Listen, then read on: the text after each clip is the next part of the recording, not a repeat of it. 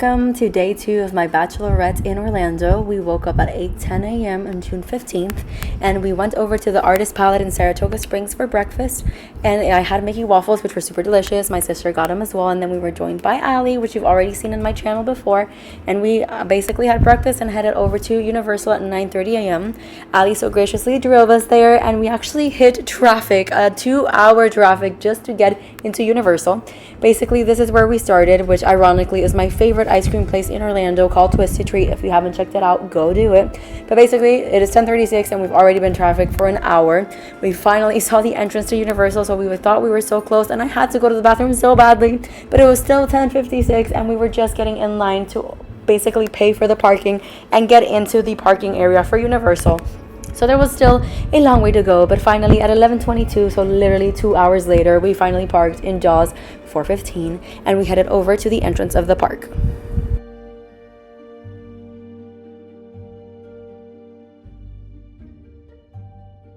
Right off the bat, something that was very different from Disney, there was a recording playing saying that people that were unvaccinated said they suggested to wear a mask, while people that were vaccinated didn't have to wear masks at all in the theme park. So it was pretty shocking, honestly, because I'm a very paranoid person. I wear my mask most of the time, but I felt comfortable taking it off while we took pictures and while we ate. So this was basically the entrance. Honestly, it was pretty packed, but the lines were moving pretty quickly through the back check and all that stuff, so I can't really complain. And as you can see, this is literally the traffic that we were in just to get in, and it's still kind of at a standstill. Apparently, we found out that same day that this was the first day that Universal opened up at 100%, and we were definitely not ready for that, and I will tell you why soon. But first, we went over to Starbucks and I got myself my matcha green tea latte, and we headed over to the Universal sign. I was trying to cheers with Ali, but she didn't get what I was trying to say, and we just walked through. I was honestly kind of sad. This Universal Studio store used to be like this cute anime store that they used to have, which got replaced, and I'm really sad about it. But we headed over to the entrance. We had a little photo shoot by the Universal Ball, and we finally entered the theme park. So we headed straight to Rip Ride Rocket to get also a return pass for the disability that my friend had, and as soon as we went back for it, it started raining. So are we surprised? No, because it's Florida. But this is literally everybody without masks, and I was low-key having an anxiety attack inside me. As you can see, literally the panic in my eyes. Yes. But as you can see, we basically kept our masks the whole time. Also, in no way am I shaming people that feel comfortable taking off their masks, especially if they're vaccinating. If you're not vaccinated, then whatever. But it's just who I am. I'm very anxious person and paranoid, so I just felt uncomfortable with it. But you do you, boo. And for the morning, we basically just walked around. We saw the Jurassic World store, which is new, so I was super excited about it. We got a return time for the Rip Ride Rocket, and in the meantime, we went to ride on Jimmy Fallon because it was basically a walk-in line. It was really fast, and then we went to the Christmas store. If nobody knows, I'm a huge Christmas fan, and as soon as you walk in, you are greeted with this beauty. So it was honestly super cute, and they had such cute decorations based on the different areas. So they had some Harry Potter decorations, some Jurassic Park Christmas decorations, so it's super cute. And here you can see how long the line for Transformers was and how packed it was. While we weren't able to get on Rip Ride Rocket because there was lightning in the area, we did get on the Mummy, which was super fun, and then we all got super hungry, so we decided to try to find different areas to eat, but it started raining really badly, so the group got separated, and my sister and I were in that San Francisco Fisherman Wharf area while we waited for the rain to pass us over, and there was actually really there was a lot of lightning in the area. We decided to go to this restaurant, and we had to wait 2 hours in line. It's the San Francisco Pastry Company. Honestly, the food was bomb. The pastries looked super delicious, but it took 2 hours to get our food, and honestly, I was super hungry. We ran over to the station, over the King Kara station, to get over to Islands of Adventure, and all I wanted to eat was my damn sandwich. So we just walked around. We saw the cute little station, which we've ridden it before, but some of them hadn't. And it honestly was super fun. Again, the line wasn't too crazy to get on, so I was just really excited to get on the train and eat my sandwich. But like I said, it was the first day that Universal was back at 100% capacity, and for some reason, they only had 2 people working at that restaurant. Yes, I'm still talking about the restaurant, even though you're looking at the line for Harry Potter, but I was just so over it at this point. Thankfully, the train was right there, and we were able to get on it, and I was able to eat my sandwich.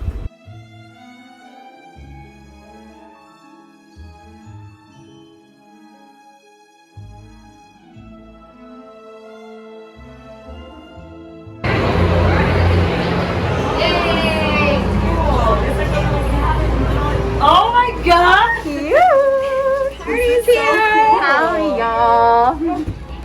sipping on.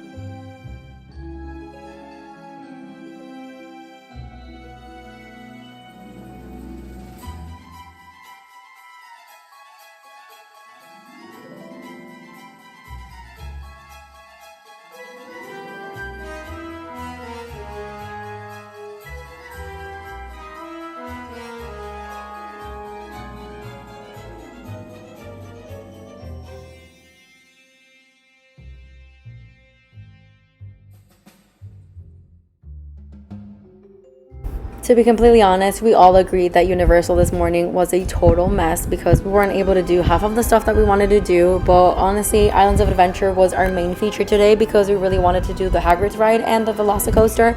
So we were just fine by heading over to Islands of Adventure. We gave up on Universal. So we got here around 4:30, maybe 5 p.m. And then we went straight to get a return time for Hagrid's because if not, I was going to lose it. And I went to a corner and I ate the rest of my sandwich, and so did my sister.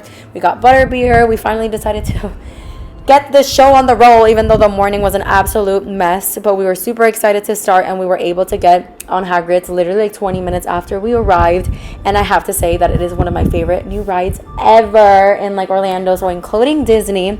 If you can't notice, my voice was way worse during the trip, and the reason why I lost my voice was because I screamed so much during the Hagrid's ride. And I screamed so much during the Velocicoaster. Basically, from start to finish, it was a constant scream from me. And I don't even know what the story plot was for Hagrid's because I was screaming the whole time and I could not hear him. So 10 out of 10 recommend both coasters. So as soon as you get into the park, I recommend just starting the line and going straight to it because it was insane. Like, I still can't get over it, and I really want to go back eventually. But after this whole experience of how packed it was, I think I'm just gonna stick to coming to Universal Islands during horror nights, and then after doing some of the scary houses, just going straight to the rides because I don't think I can do this. Like, we were all so shocked.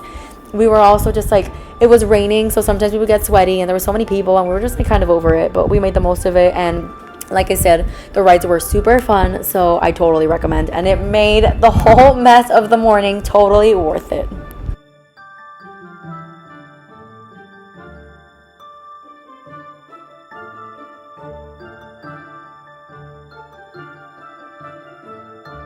Okay, I promise I'm done with my Universal rant. I'm sorry, but it was an intense day and it's still affecting me. But after that, we just walked around. It started raining again, so we walked through the area, and of course the Velocicoaster and then the Jurassic Park ride were closed because it was raining. But then we were able to get on it. I think it was around 7 p.m. that we got on it, and again, it was totally amazing and insane. And by the time we finished that, we were able to run over to Hulk. We had a 9:30. Wait, I'm sorry. I think it was an 8 p.m. reservation over in City Walk, so we just did the Velocicoaster and then the Hulk ride really quickly, and then we just ran out of the theme park. So I wanted to show you this because I thought it was really cool. So you can see the Jurassic Park entrance and then the Jurassic World entrance, and I think it's so cool how they're so different, and you can see just the change throughout the generations. Okay, I'm a Jurassic Park nerd. It was one of my favorite films when I was a kid, and while Jurassic World didn't live up to my expectations, I still like it. And I think I'm going to like it more even now because of this awesome coaster. So we decided to just walk around the park when we were done. As you can see, the remnants of the rain, and you can imagine it was really humid at this point. We walked around through the different areas, the Toon Lagoon area, the cartoon area, the Popeyes, all that. We also went through the superhero area, the Marvel stuff, which I honestly still don't understand how they have it when Disney bought Marvel. I should probably have looked into it so I already knew this information before I filmed this, but I really don't know what's going on there. But like I said, we got on Hulk as soon as we were able to, and then we ran out of the park to go over to City Walk.